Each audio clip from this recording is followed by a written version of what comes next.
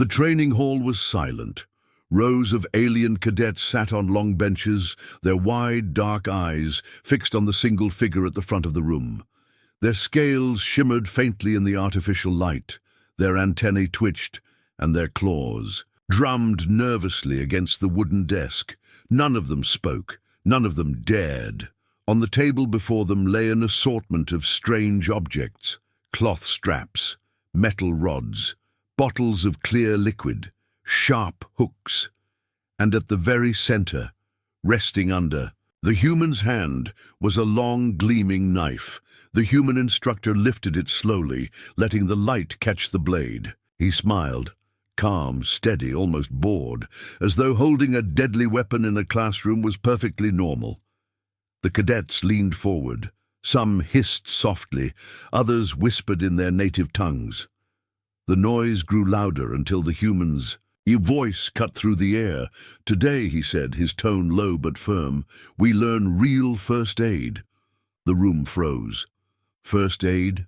The cadets had expected bandages, antiseptic sprays, maybe some gentle healing gels. That was what first aid meant to them. Calm, clean, simple steps, not knives, not straps, not blood. But the human's words were final. There was no laughter, no hint of a joke.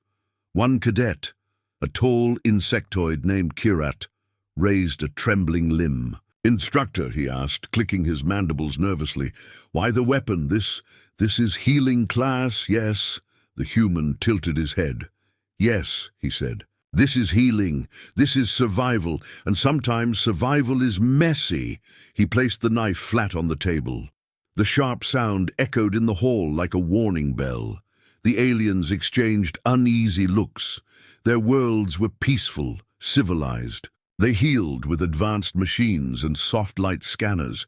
They had hospitals filled with drones and soothing medicine. The idea of using sharp metal and cloth straps seemed primitive, brutal, almost barbaric. The human ignored their confusion. He picked up a strip of cloth, thick, rough, stained with dried red. "This," he said, "is a tourniquet. When a limb is bleeding, you tie it down, tight, so tight that the blood stops." He twisted the cloth around his own arm, pulling until the veins bulged. The aliens flinched at the sight. His skin turned pale, and the muscles strained. "See? Simple," the human said. "But you must be strong. Strong enough to stop life itself from flowing out." A small reptilian cadet gagged. "You would crush your own flesh for healing?" The human's eyes locked on him. "If you don't," he said, "the soldier dies. Pain is better than death." The hall fell into silence again. The aliens could not argue, yet the thought shook them. Next, the human reached for a small bottle. He opened it, pouring liquid across a strip of fabric. The sharp smell burned the cadets' senses, stinging their eyes. "This is alcohol," he said. "It cleans wounds, burns like fire, but kills what you cannot see." He pressed the wet cloth to his own arm. His jaw tightened, but he did not flinch. The aliens gasped as his skin reddened, as though the liquid itself was a weapon. One cadet whispered, "Why would you hurt yourself to heal?" The human glanced at him. "Because infection kills slower than a bullet, but it kills all the same." The words hung heavy in the air. The aliens shifted in their seats, their minds racing. Their species avoided pain at all costs. They had medicines to numb it instantly, machines to repair flesh without suffering. But this human, he treated pain as nothing. The lesson grew darker. The human picked up a long metal rod with a curved tip. "This," he said, "is for wounds that cannot close." He pulled out a block of animal flesh, a training piece. With steady hands, he sliced it open, deep and long. The cadets recoiled, some covering their eyes. Then calmly he threaded a needle with thick cord. His hands moved with frightening speed, stitching the torn flesh together. Each pull of the cord was rough, tearing through meat with a sound that made the aliens' stomachs twist. Stitch after stitch, he worked until the wound closed. He tied it off, wiped his hands on a rag, and looked up. This is how you keep someone alive when their body is broken. The silence in the room was suffocating. The aliens could not believe what they had seen. To them, this was not healing. It was butchery. It was violent, harsh, savage. Yet the humans spoke of it as though it were the most natural thing in the universe. One cadet finally shouted, unable to contain his horror. "This is madness. You cut, you burn, you crush, and you call this medicine? This is war, not healing." The human's gaze turned sharp. He stepped forward, his boots echoing against the floor. "You think war and healing are different?" he asked. "On a battlefield, they are the same. You either fight death or you lose." He pointed at the cadet. "Your machines, your drones, your soft medicines, what happens when they fail? When there is no hospital, no light, no help, what then?" The cadet had no answer. None of them did. The human's voice lowered, dark and certain. "When death comes, you do whatever it takes. That is first aid." Whispers rippled through the cadets. Some muttered about brutality, others whispered about strength. Fear was in every voice. The human let them speak, his eyes watching, weighing them like a predator studying prey. Then, with a sudden movement, he grabbed the knife again. The blade gleamed as he held it high. The room went dead silent. "You've seen bandages, you've seen stitching. But now," he said, his smile returning, "you will see what true first aid means." The aliens leaned forward despite themselves, a mix of horror and fascination. The human pressed the knife against his own skin.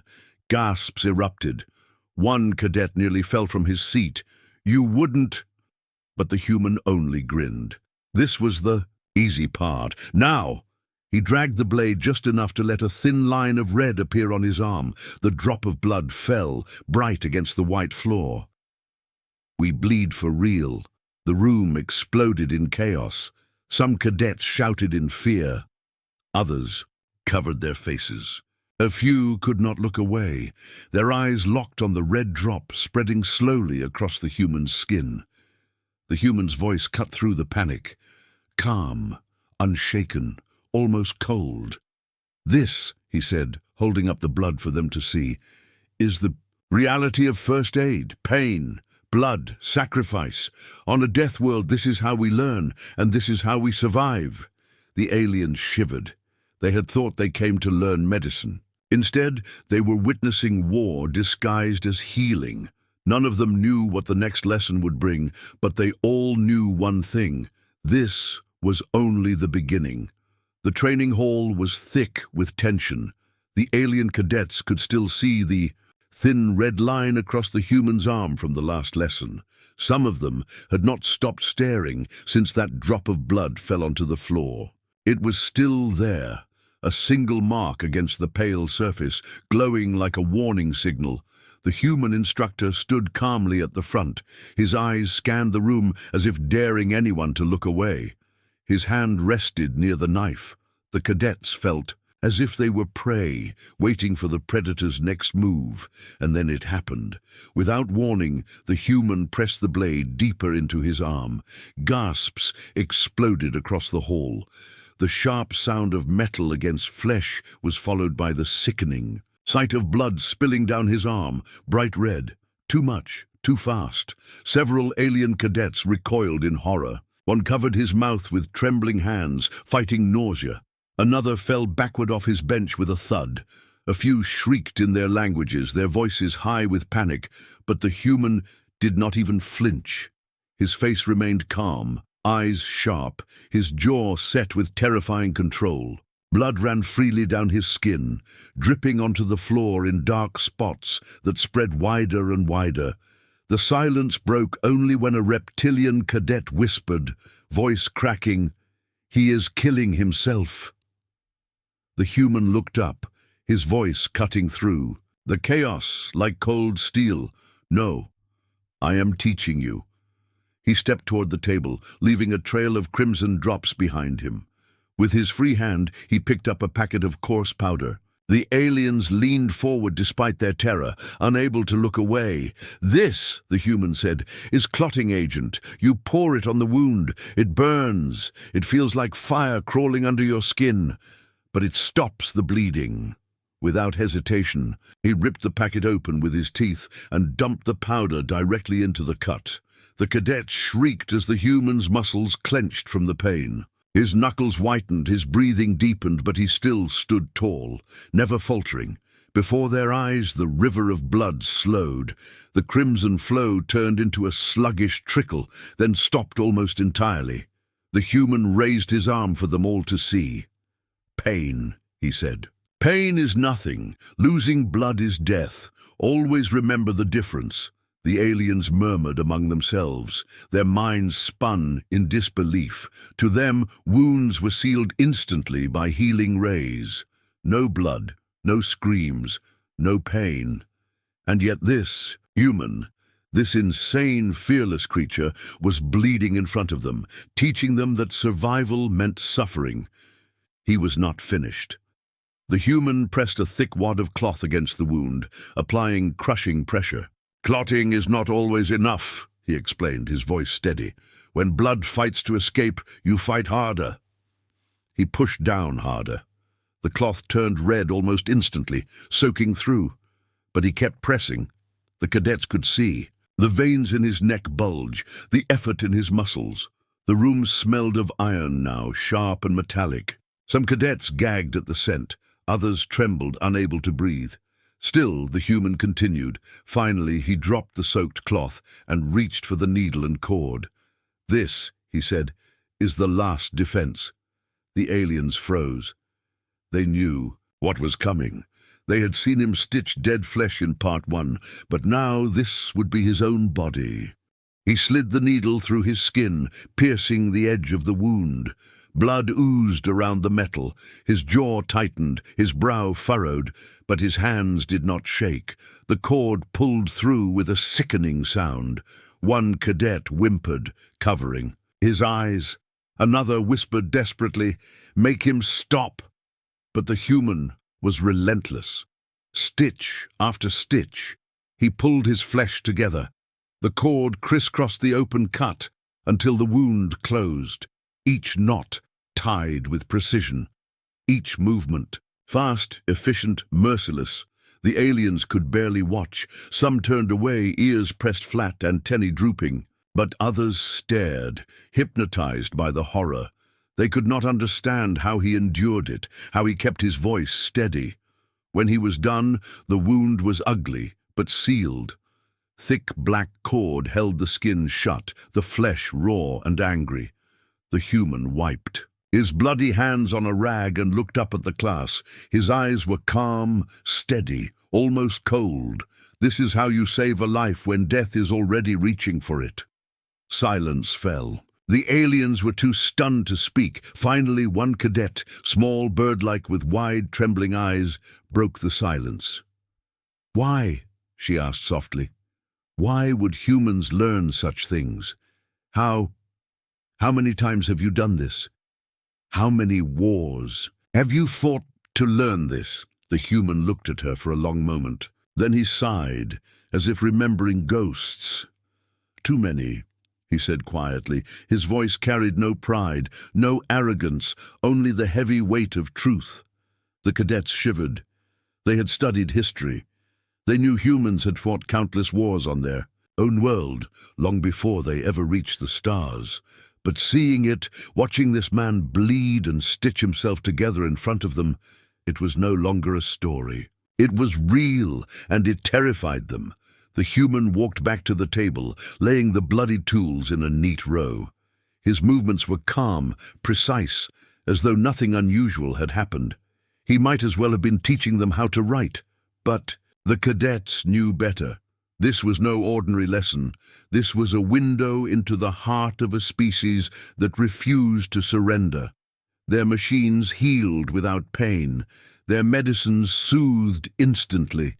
But humans had trained themselves to survive without comfort, without safety, without mercy. They fought death with their bare hands and blood. One cadet whispered the thought that none of them could silence. If this is how they heal, what horrors must their battles hold? The others shivered, saying nothing. The question hung heavy, in the air, unanswered and terrifying. The human looked at them all, his eyes sharp. "You came here to learn healing," he said. "But healing is not soft. Healing is war.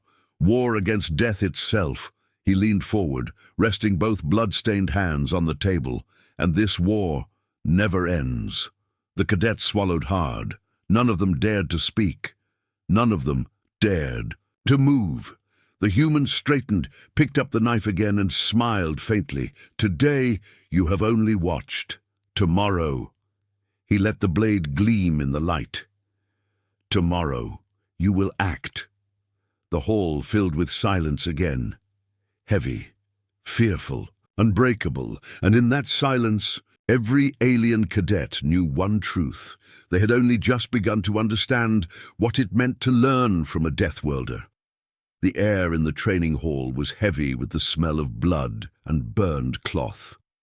The alien cadets sat stiffly in their seats, some pale, some trembling, their minds still reeling from what they had seen the day before. They thought they had already witnessed the worst. They thought the human could not possibly go further. They were wrong. At the front of the room stood the human instructor, calm, steady, unshaken. His stitched arm bore the ugly black marks of the previous lesson, but he moved as though it did not exist. His eyes swept across the classroom, and the cadets felt that same predatory gaze that made their hearts pound faster. On the table before him lay something new, a large block of synthetic flesh. It was shaped like a chest, with the faint outline of ribs, lungs, and muscle. It looked almost alive. Too real. The cadets shifted uncomfortably. Their antennae twitched. Their claws tapped against the desks. They did not like where this was going. The human picked up a drill. It wasn't clean or delicate. It was a rough handheld tool with a thick bit at the end. The sound alone, sharp, mechanical, dangerous, made several cadets flinch. He held it high. "Today," he said, his voice calm, "we save a life when air cannot reach the lungs." The cadets exchanged nervous glances. A bird-like cadet raised a trembling wing. "Instructor," she said, "why would lungs fail? What causes such damage?" The human's face darkened. "On the battlefield, lungs collapse from pressure, from broken ribs, from shrapnel, from fire. When it happens, the soldier cannot breathe. Their chest tightens. Every second is death closing in." He placed the drill against the chest model. The bit pressed into the fake flesh with a faint indentation. The human's voice dropped lower. "And when death comes, you must open a path for air, no matter what it takes." Then he squeezed the trigger. The sound of the drill filled the hall, loud, piercing, violent. The bit tore through the chess model with a sickening crunch. Synthetic flesh gave way, splattering material across the table. The cadets screamed in shock. One insectoid cadet, young, fragile, unprepared, let out a strangled gasp and collapsed. From his seat, hitting the floor with a heavy thud. His antennae twitched once, then stilled. He had fainted. The others shouted in alarm. A few rushed to his side, shaking him, but the human didn't stop. The drill bit punched through the model, until a hole opened into the cavity. He removed the tool, and the whirring stopped. The silence that followed was worse. The human looked down at the fainted cadet. He didn't rush. He didn't panic. He simply spoke, his voice calm, commanding. "Leave him. He'll wake." The aliens hesitated, horrified at the cold response, but one glance at the human's eyes told them he meant it. Reluctantly, they backed away from their unconscious classmate. The human reached for a hollow tube, simple, crude, nothing more than a sharpened piece of plastic. He inserted it into the drilled hole. "This," he said, "is how you give the Lung air again, a hole in the chest, a tube to breathe, crude, ugly, brutal, but it saves a life. The cadets stared in frozen silence. Their minds screamed against it. No civilized species would ever do this. No healer would cut and drill like this. Yet here stood the human, teaching them that survival meant using anything at hand. He set the drill down and picked up a stick from the corner of the table. A plain wooden stick, nothing special. If you don't have tools, he said, you improvise. He snapped the stick in half, carving one end sharp with his knife. A stick can become a tube. A knife can open the path. Fire can seal what cannot be closed. The aliens recoiled. Their antennae curled, their tails lashed, their eyes widened in horror. One cadet shouted, "That is not medicine, that is savagery." The human's head snapped toward him. His gaze was sharp as a blade. "You call it savagery," he said. "We call it survival." He stepped forward, holding the sharpened stick up for all to see. "When your comrade is dying, do you care if it looks civilized? Do you care if it is clean? Or do you care if they breathe again?" The question silenced the room. The human returned. Into the model, he slid the makeshift tube into the drilled hole. With each movement he spoke. A knife, a stick, a tube, fire, anything that buys another breath. This is first aid. This is life against death. He turned back to the cadets. His eyes locked on them one by one. None dared meet his gaze for long. "Your people," he said, "would never dare attempt this. You wait for machines. You wait for hospitals. You wait, and by the time you act, the soldier is gone." He slammed the drill onto the table. The sound made several cadets jump. Humans don't wait. The cadets sat frozen, their bodies trembling. Some whispered to themselves. Others stared blankly, their minds struggling to understand. Finally, one reptilian cadet managed to speak, his voice quiet, broken. We could never do this. We could never put holes into our own kind." The human stepped closer, his boots heavy against the floor. "That," he said darkly, "is why we are still alive, and why so many others are not." The room went silent again. The fainted cadet on the floor stirred, his antennae twitching weakly. Slowly, with help, he sat up, still pale and shaking. His eyes darted around the room in fear. The human ignored him. His gaze remained on the rest of the class, and then he smiled. A dark, chilling smile that sent a shiver down every spine. "And if you think this is extreme..." He leaned forward, lowering his voice until it was almost a whisper. "You're not ready for what comes next."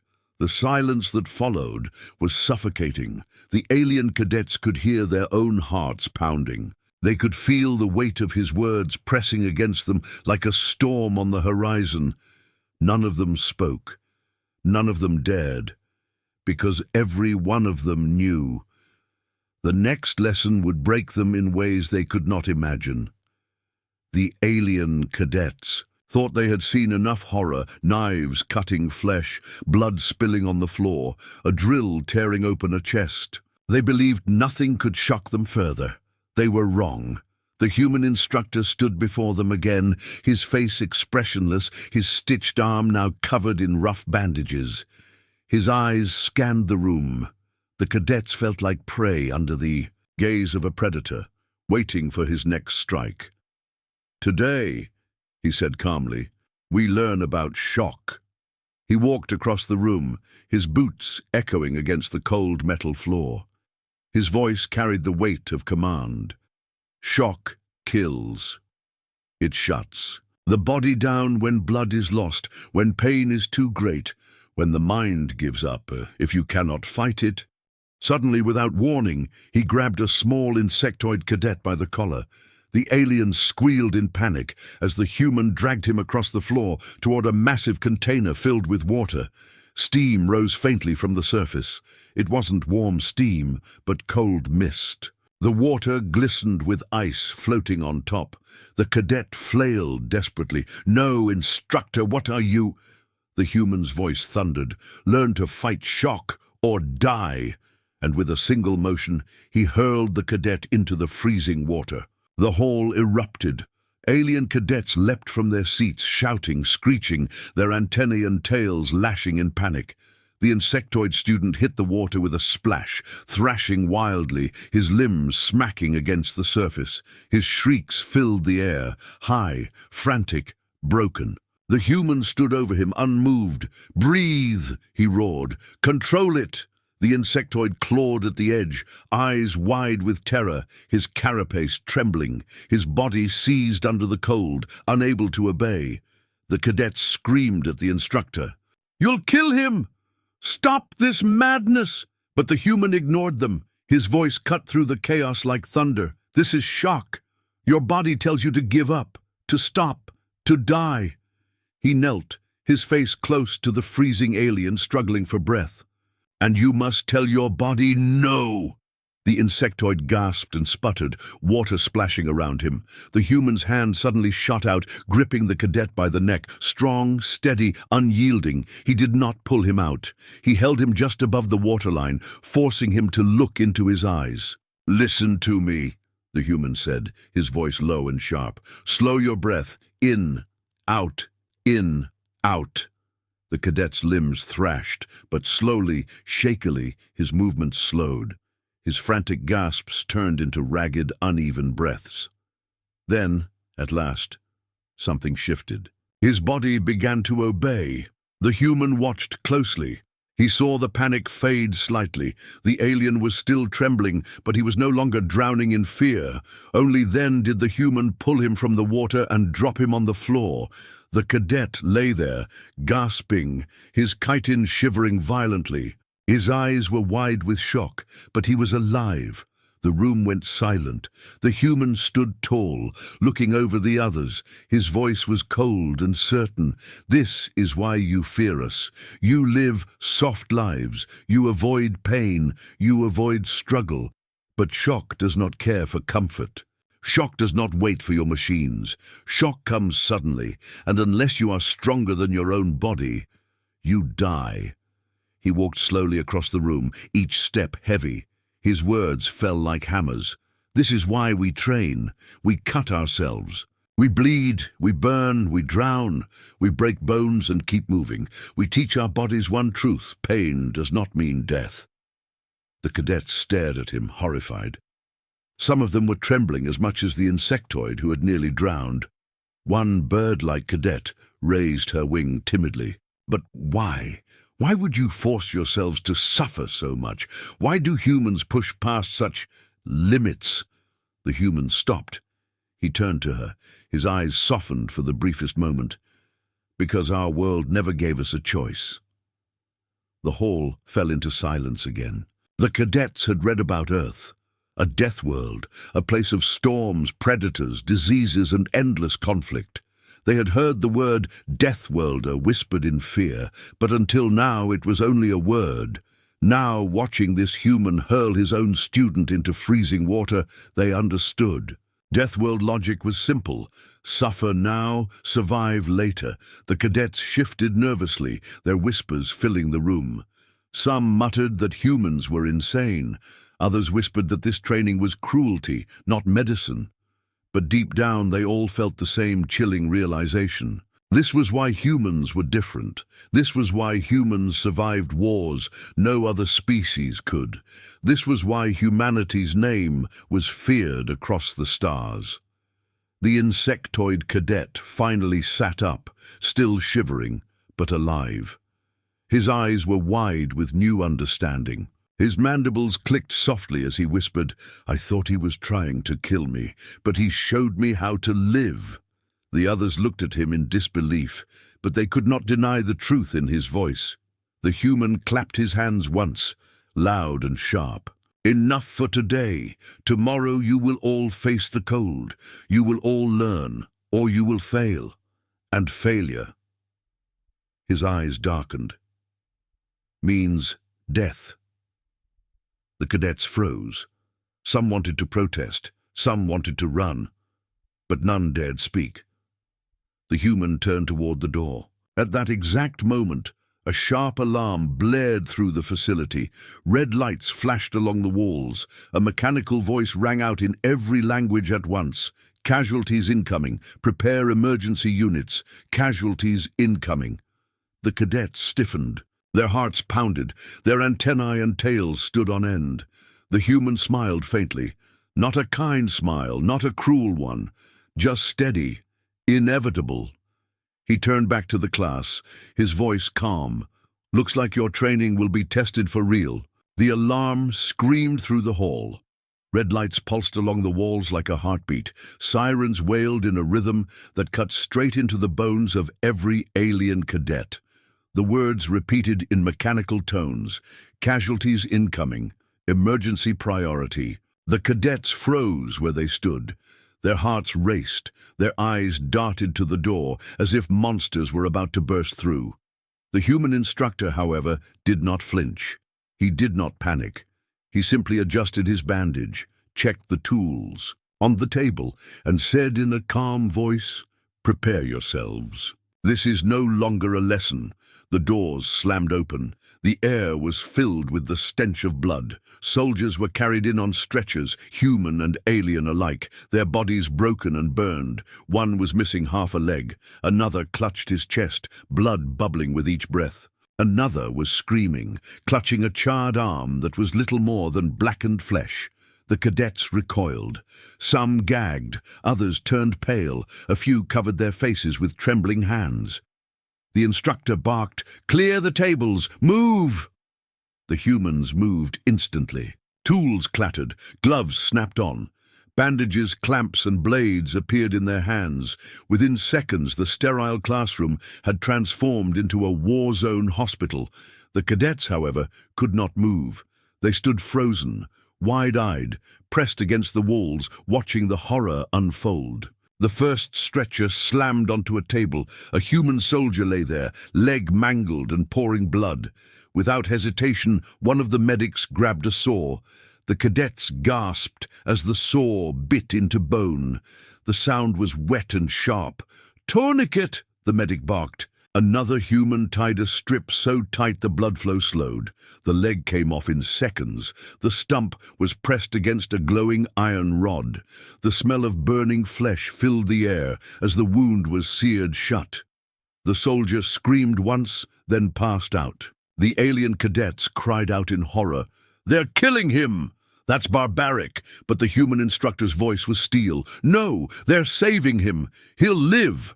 Another soldier was brought in. This one gasped for air, chest rattling with every breath. Blood gurgled from his mouth. His lung had collapsed. The cadets clutched at their heads, unable to comprehend, but the human medic already had a knife. Without hesitation, he stabbed the blade into the soldier's chest. Blood sprayed. A tube was shoved in place. Air hissed through it as the soldier's chest rose again. The medic pressed down hard. Breath restored. The alien cadets could only stare. Their species never dared touch wounds so violently. They relied on machines, healers, or time.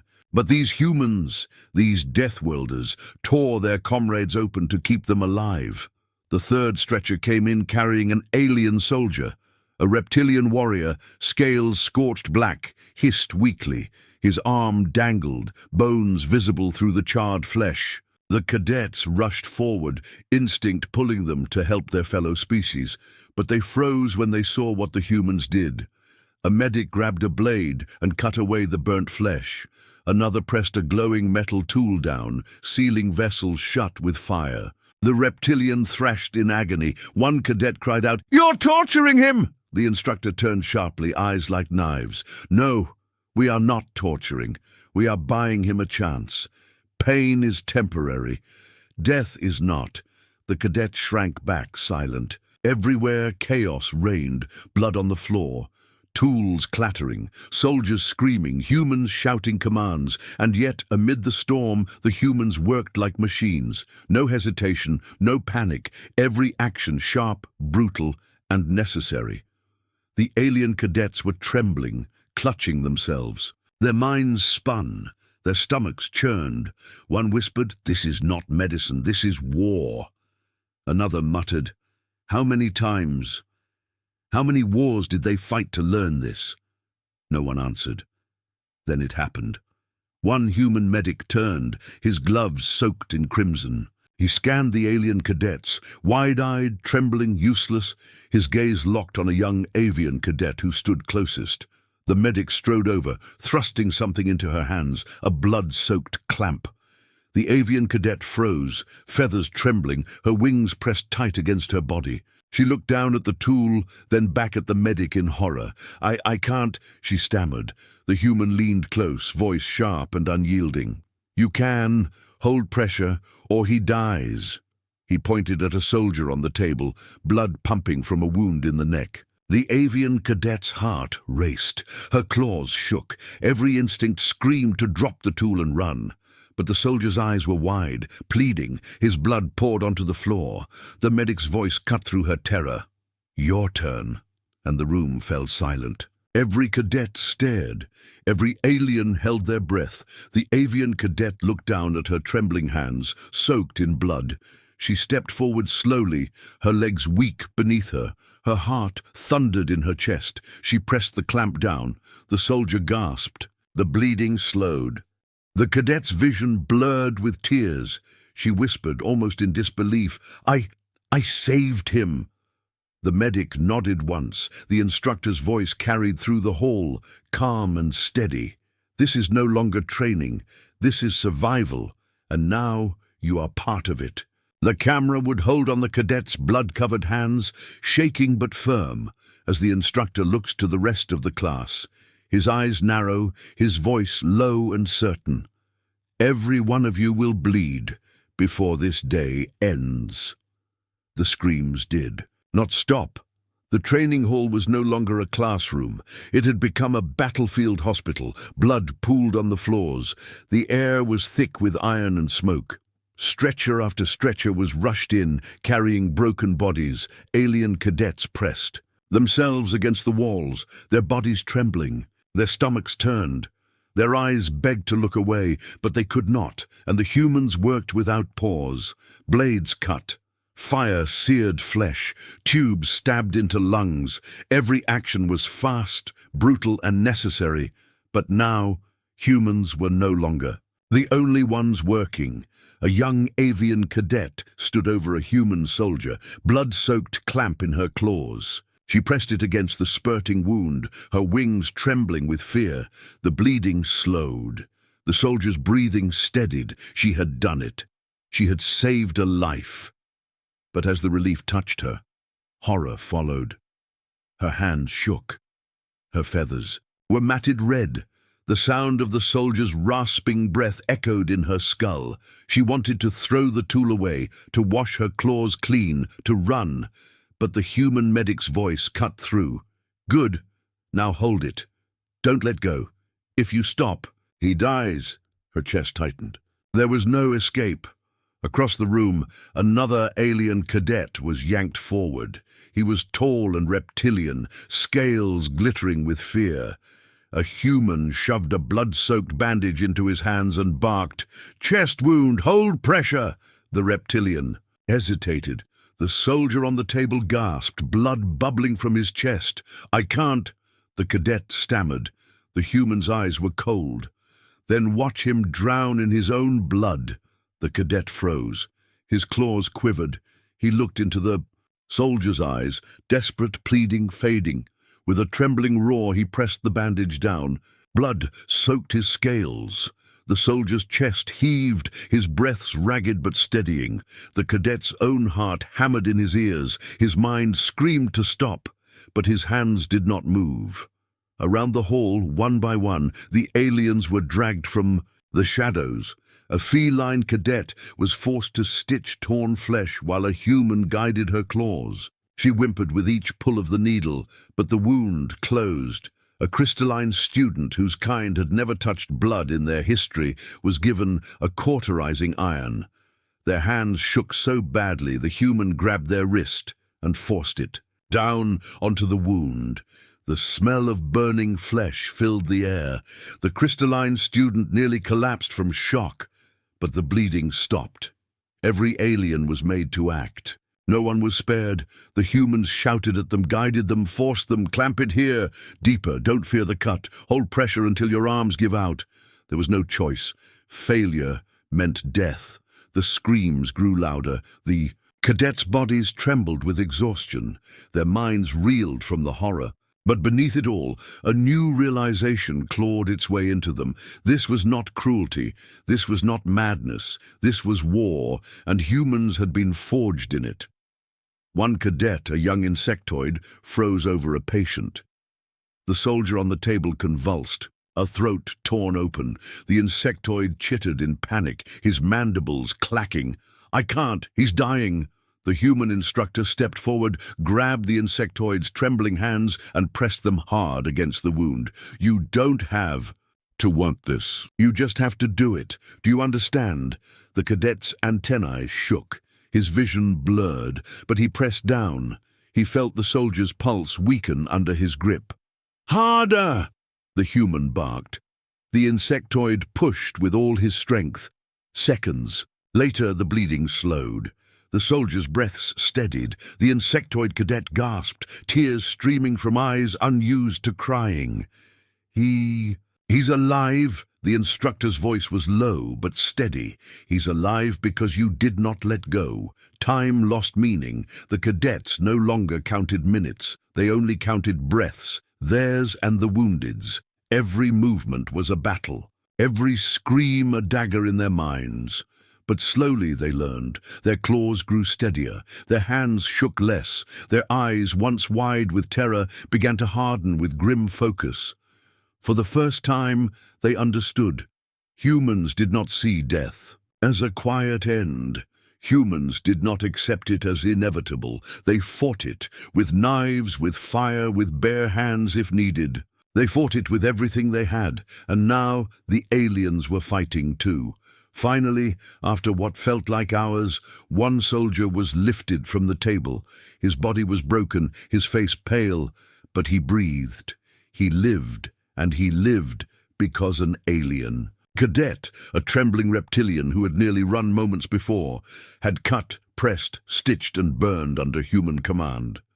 The reptilian sat back, claws coated in blood, eyes wide and unblinking. His chest rose and fell in ragged gasps. The human medic clapped a hand on his shoulder. "Well done," he said simply, but the cadet did not feel pride, only shock, only the weight of what he had done. He had saved a life, but at what cost to his mind? The hall was silent now, save for the groans of the wounded.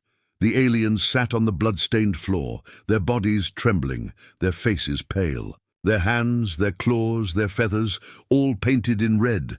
The human instructor looked at them. His voice was steady, calm, and unyielding. "This was your first test, and you passed. But understand this."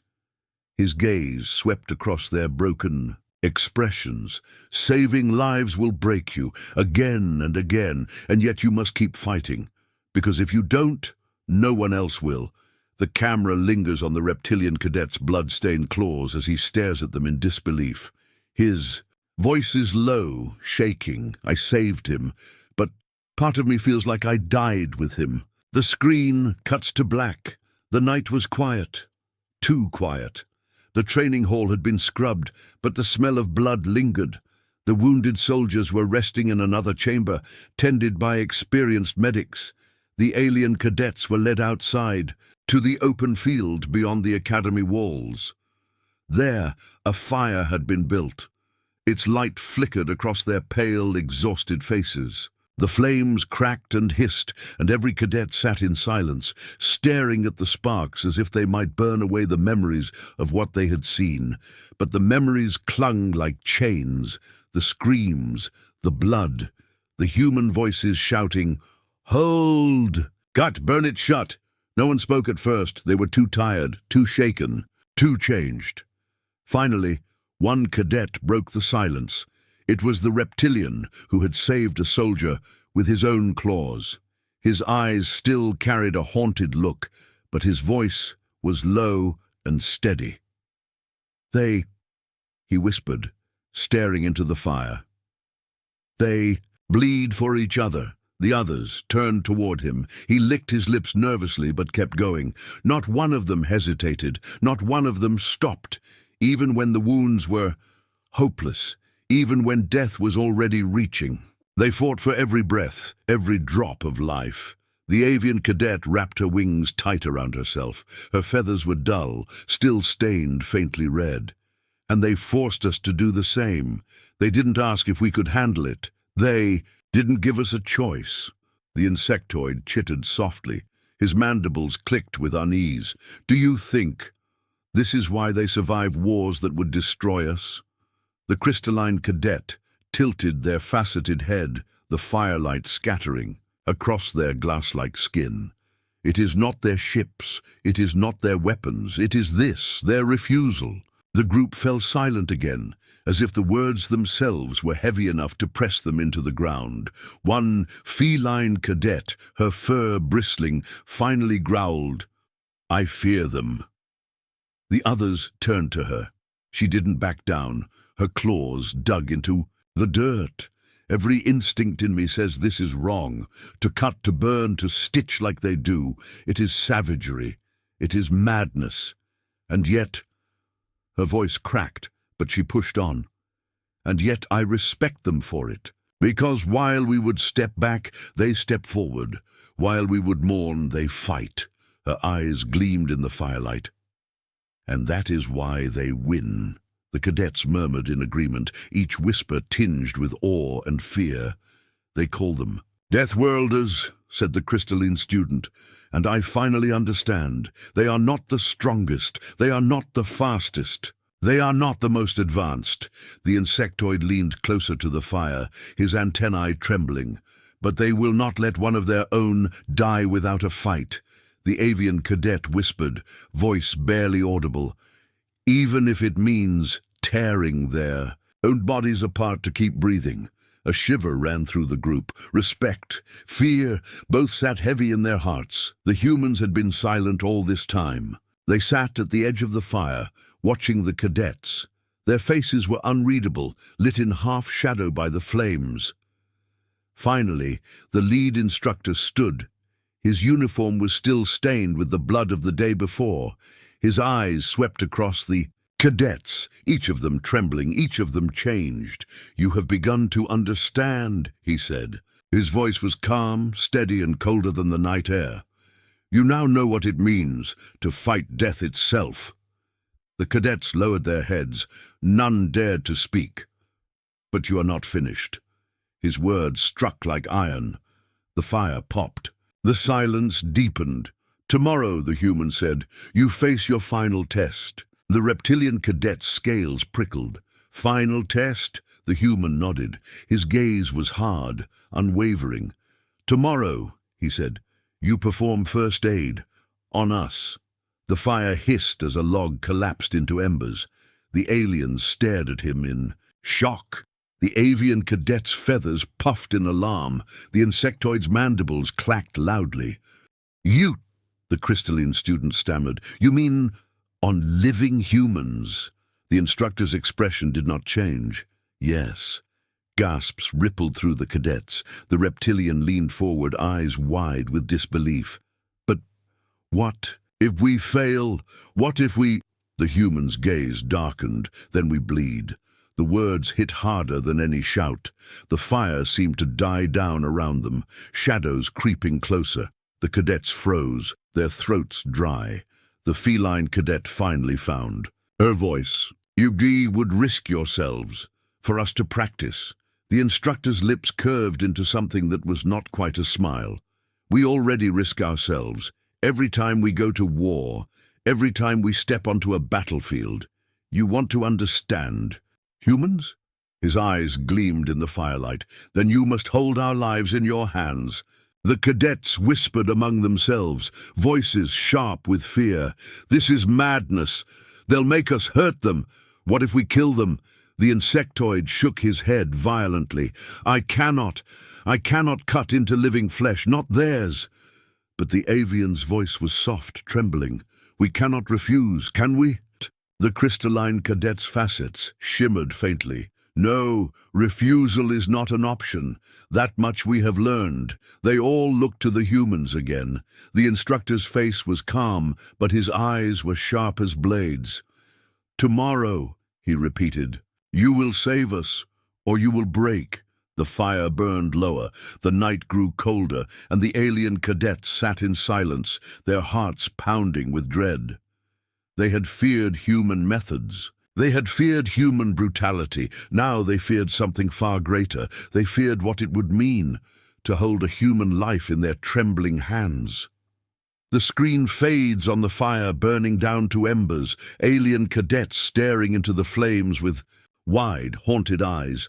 The human instructor's final words echo, "Tomorrow your lesson begins anew. Tomorrow you cut into us." Black screen. The sun had barely risen, but the alien cadets were already awake. None of them had slept well. The fire of last night still burned in their minds, the humans' words echoing endlessly. "Tomorrow you perform first aid on us." And now, tomorrow was here. The training hall was quiet, too quiet. Shadows stretched long across the metal floor. The air smelled faintly of antiseptic and scorched iron. The human instructors stood waiting, calm, silent, faces unreadable. The alien cadets gathered in a trembling cluster. No one spoke. No one dared. Finally, the lead human stepped forward. His uniform was crisp, though still marked faintly by old bloodstains. His eyes swept across the cadets like a predator measuring prey. "Today," he said, his voice sharp and cold, "you will prove what you have learned. Not on dummies, not on simulations, not on soldiers already half dead, on us." A chill rippled through the aliens. Their stomachs twisted, their claws, mandibles, wings, and crystalline fingers twitched nervously. "Do not hesitate," the human continued. "Do not freeze, do not question. If you do, someone dies." The reptilian cadet hissed under his breath. "This is madness, this is suicide." But the feline cadet answered softly, voice shaking, "No, this is human."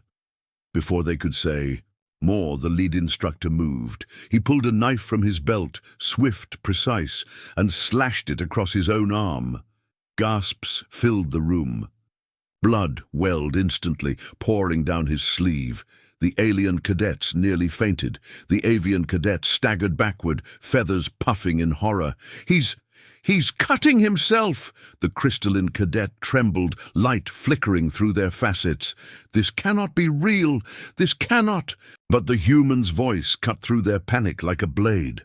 "First aid, now!" The reptilian cadet's claws shook as he stumbled forward. His instinct screamed at him to stop, to run, to let the bleeding thing collapse on the ground. But another voice in his head, one burned there by screams, drills, and fire, pushed harder. "If you do nothing, he dies." He grabbed a kit, claws fumbling. He pressed a bandage to the wound, but blood kept flowing, seeping through the cloth. His scales prickled with terror. The human instructor's face was pale, but his eyes never wavered. "Tighter! Pressure! You know this." The reptilian gritted his teeth and obeyed, pressing until the cloth turned crimson. The bleeding slowed.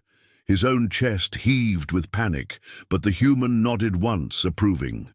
Before anyone could breathe, another instructor collapsed to the floor, clutching his chest. The avian cadet cried out, wings flaring. The human's breath rattled, shallow and weak.